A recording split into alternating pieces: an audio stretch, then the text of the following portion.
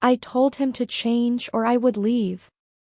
He smiled and quickly packed his bags. In a relationship, the little things matter a lot, but I think I learned that too late. My relationship ended because I focused on the wrong small things and ignored the right ones. I still can't believe that something so small and unimportant could ruin my relationship. Scott and I were together for 4 years. It was possibly the happiest day of my life when I found out he was going to ask me to marry him. That's how I found out, and it would make anyone laugh. I was going through his clothes and found a ring on his finger in his jacket. I screamed with joy because I was so happy. I hadn't said anything about it even though I had been waiting for a long time. The thought that he had planned to propose and had even bought a ring made me feel so happy I couldn't hold it in. When he got back that day, I couldn't tell him that I found the ring in his pockets, because that would take away from the fun of proposing. That's why I didn't say anything.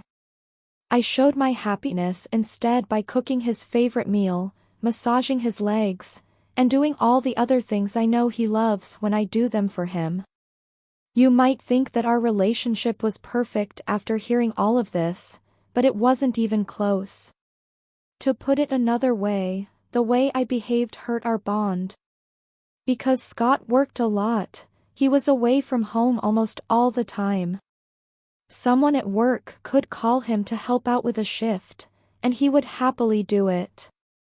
What first drew me to him was how willing he was to go out of his way to help people and how funny but useful his style was. But as the saying goes, the thing that makes you love someone can also make you hate them. Any of these things didn't bother me when we first started dating. I was happy that even though he worked a lot, he still found time to see me and go on dates and hang out with me. But when he asked me to move in with him, things went badly. It had been a few months into our second year together before I found the engagement ring. There was nothing better in our relationship than when he asked me to move in. I was so happy. It meant he was interested in us. It was a great honor for me, and I gladly accepted. He skipped work for 2 days to help with the move. It was weird moving in with him after I got settled in. The first week wasn't too bad. He went to work early in the morning and came home late at night, but I got to see him before I went to sleep. It was a pleasure to hug him. Things got worse very quickly after I moved in, though. He worked until very late at night, and by the time he got home, I was already asleep. It went on for months. It was possible for me to live with my boyfriend for a week without seeing him. I had no idea how angry I had become because of this. He seemed to be putting work ahead of me, even though I wanted him to be with me more and more. I chose to stay awake one night, no matter how late he got home. Oh my goodness, he came back after midnight. Though I was tired, I was determined.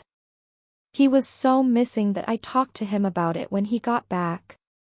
His excuse was that he was working on something and would be more present once it was done. He asked for 2 more months. But that seemed like a very long time, and I had no idea what he was going through. I turned into a bothersome girlfriend.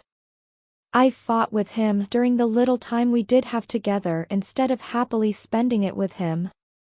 I would tell him he should have slept at work instead. Our relationship went through a rough patch because of what I did to him. I started to think that moving in with him was a mistake. He had asked for 2 months, but before I knew it, they were up, and he was more available. I was thrilled for him because he had been promoted. He took me to a nice restaurant to celebrate, and we just talked and laughed for hours. Everything seemed to be fine between us again, and I was glad to be with my partner again. It was never a problem that Scott wasn't there all the time. For some reason, I wasn't thankful enough to see things from his point of view and understand how hard he worked for our relationship by coming home late every night. And after a few weeks, my selfish side came out again. That week, we hung out and went on dates more often than any other time in our relationship, and Scott wasn't going to stop. I was thrilled that he planned a picnic for us. I had never been on a picnic with a boyfriend before, only with my family, and I was so excited for it. But in the afternoon of the lunch, he told me that he had to go to work early because a friend of his had an emergency. I was shocked. I told him that we already had plans together and that he couldn't skip me for someone else. I didn't care that he tried to tell me it wasn't like that. I think he'd rather help a girl at work than hang out with his lover. And I told him I could see how little he thought of us and me. He looked very upset by what I said. I thought that would make him stay back and go on the picnic with me like we had planned, but it didn't work out that way. His bad mood didn't matter because he didn't stay. He got up and went to work, which shocked me. Yesterday, I spent the whole day trying to figure out what had happened. That day, I thought Scott had chosen another woman over me, which meant he was definitely cheating on me with her. I started to come up with crazy ideas in my head. One of the most likely explanations was that he was coming home late because he was seeing her. It made me more angry the more I thought about it. I didn't even have to try hard to stay awake that night. My eyes were wide open like a flashlight that never ran out of power. That's how I was until Scott came back at night. I was getting ready to hit him with hell. It didn't bother me that he came home that night with flowers and sweets. Because I didn't trust them, I wouldn't let the people who did this get away with it. Scott was shocked when I told him I thought he was cheating on me. I told him I thought what I was saying about him was crazy. He said he didn't even have time to eat properly, so how could he have time to cheat on me? He thought it was so funny that he laughed out loud as he talked. He tried to make things better by laughing and acting silly, but it made me more angry. I wouldn't talk to him again to show how serious I was. I wouldn't get involved, no matter what he did. For a few days, this went on until my mom told me she wanted to meet the guy I was seeing. That made things hard for me because I couldn't just walk up to him and ask him to meet my mom when we weren't talking. Even though I didn't want to take him, my mom wouldn't let me. I had to ask him to come. I went up to him while he was in the living room playing a game on his phone. As soon as he saw me, he put down his phone and gave me his full attention. He was really shocked when I walked up to him. I told him that my mom wanted to meet him, and he said he could come if I asked him to. That answer made me very angry. Since we hadn't talked in days, he said it wouldn't be strange if I didn't want him to meet my mom. I asked him what he meant by that. It was a good question, now that I think about it. I didn't talk to him for a whole week before I moved in with him because he called me by my name instead of calling me his girlfriend when he introduced me to his friends. He quickly said sorry and said he would love to meet my mother when he saw that I was getting even more angry. We were finally able to talk again, but that meeting would only make things worse for us. Things went wrong as we were getting ready to leave the house for the meeting the night before. I thought he was crazy because of what he was wearing. When I asked him if he was going to a field for kids, he asked me what I meant. When I tried to say something subtle to let him know I didn't like how he was dressed, all I could think of was saying he looked like a fool. He was shocked that I had said it, and I didn't like taking back what I said, so I said it again. I told him I hadn't told anyone about how he was dressing for a while because I didn't want him to make my perfectionist mother look bad. There was a huge argument over that remark. He asked me if I was being stupid and how long I had seen him making me feel bad. I should have ignored the question, but I didn't have any sense, so I told him straight out that he had always made me feel bad. That wasn't all I did. When we went out together, I told him I was afraid that people would think I was crazy because I was with him. I told him it seemed like I was too good for him when he asked me if I thought that. Scott was very angry, and I thought that fight meant we were not going to meet my mom that night. Scott told me we should still go, though, since she was likely to be waiting. He tried to get me to go even though I told him I didn't want to, but I was firm in my decision. I finally agreed to go after being persuaded for a while, but I told him we had to go different ways because I couldn't be in the same car as him. First I left the house, and then I met my mom at the restaurant. That person was already there, and while I talked to my mom, I had a lot of scary and annoying thoughts. There was a chance that Scott would cheat on me, or that he would show up still wearing the clothes I had told him not to wear. I probably thought he would change clothes. He finally came in after I had been talking to my mom for about 10 minutes. During that time, she told me that she hoped Scott was good-looking and well-known. He was wearing the clothes I was mad about, which was bad for me. They weren't bad, but I thought they were too simple. I was so mad that I wanted to leave the place, but I didn't. Scott came over and sat down next to us. He told my mom how much he looked forward to meeting her and other nice things.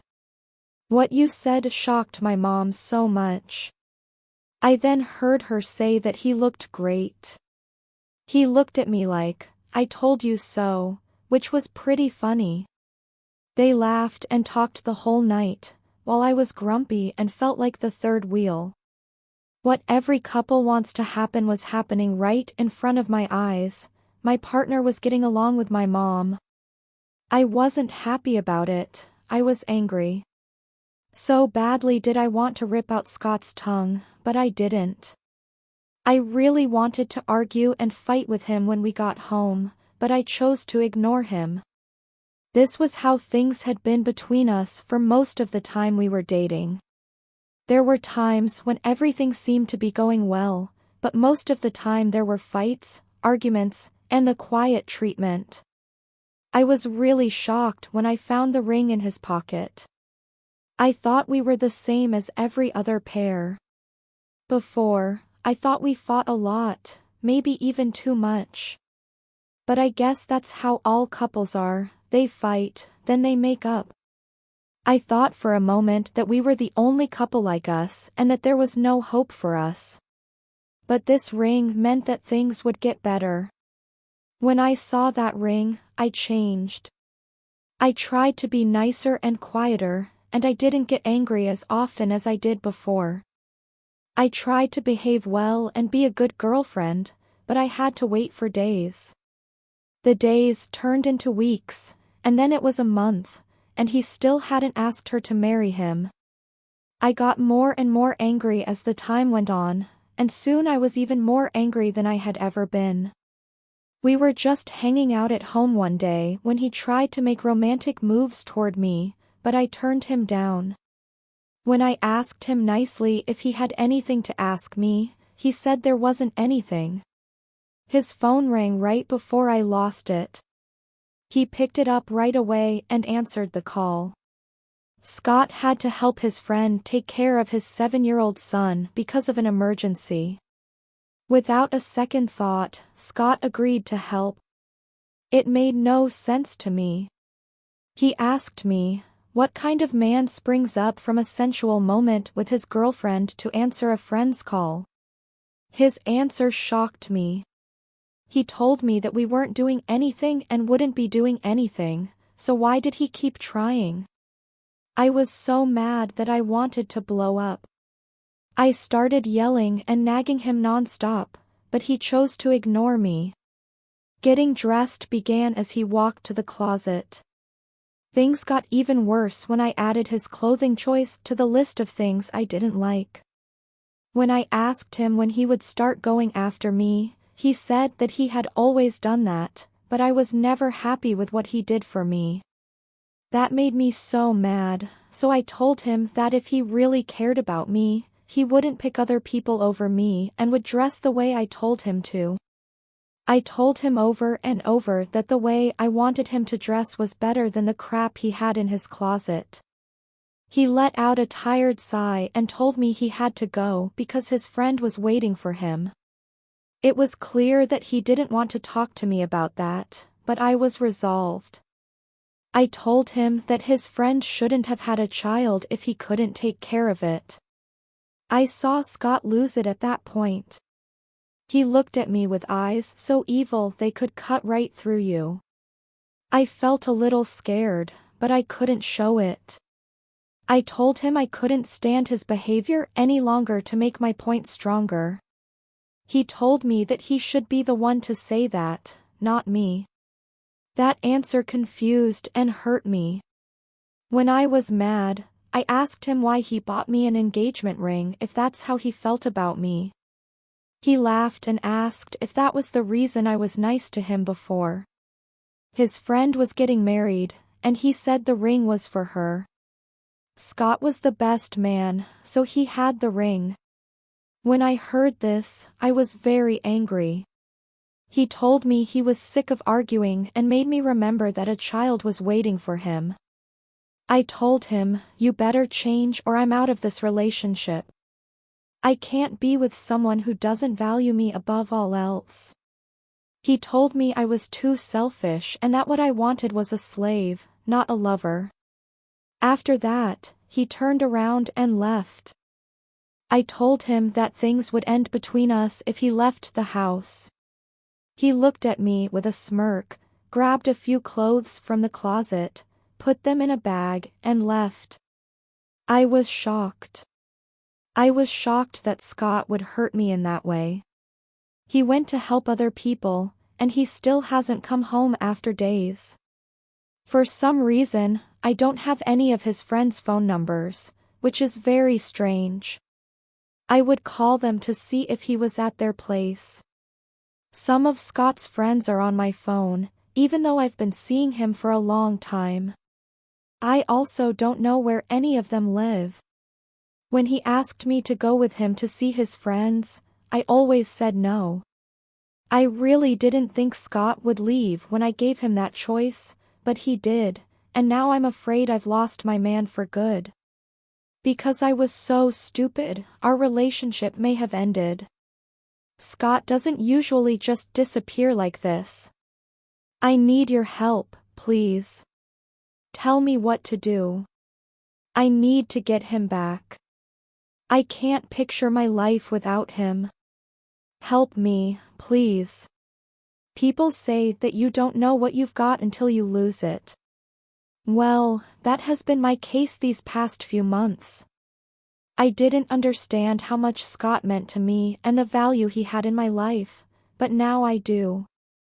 It's too late, that's the only bad thing. I've done everything I know how to do to get my boyfriend back. He's gone for good. Certain of you may be thinking that I feel down, but that's not the case. I've tried so many things to get my boyfriend back, but nothing works. For starters, it was hard to find him. I couldn't get in touch with Scott for days.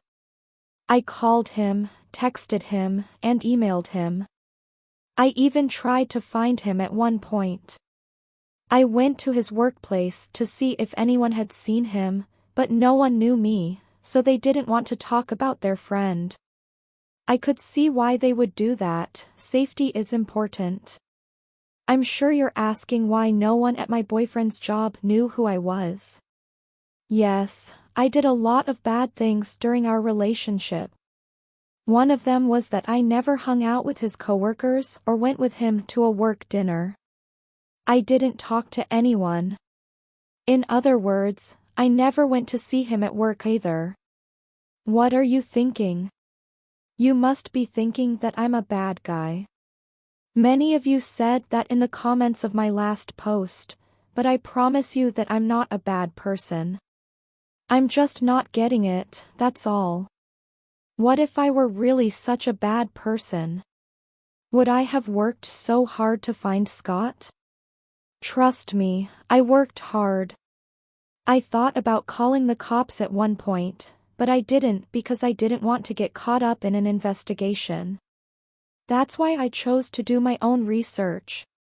Because I knew Scott liked to work, I would go to his office after I got off work in the afternoon and stay there until late at night just to see him. I finally caught him leaving work late one night, after following him around for almost a week and falling asleep several times. I quickly went up to him, but then I saw a girl with a big smile calling out to him. She was waiting by her car. My mind started to race. He really couldn't have already found a new girl. He couldn't replace me like I was nothing during our 4-year relationship. I was getting angry because I thought all of my attempts had failed. However, I was even more angry now that I had found him. I think it was better to look for him than to find him. Just think about how hard it was for me to find him and do my job at the same time. It was hard to balance the two. Late at night, I waited outside of his office. In the morning, I had to go to work. It turns out this way. I was so mad that I walked up to him and the girl and swore at them. I was about to talk to her about it when I heard her say that their mother would be very angry that he missed their mother's birthday. That was his sister. She looked like a picture, but I had never met her in real life. I once again felt like a bad person. Scott might have been right. I did not want a boyfriend, I wanted a slave.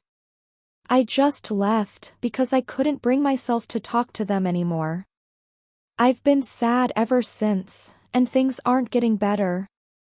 I can't pay for the house by myself, so I have to move back to a smaller place, like the one I lived in before we moved in together. I don't want to. I try not to hold on to something I pushed away, but I can't. Still, I understand I need to improve myself, and that's what I plan to do. This is my last message. Thanks for putting up with me so far. Goodbye.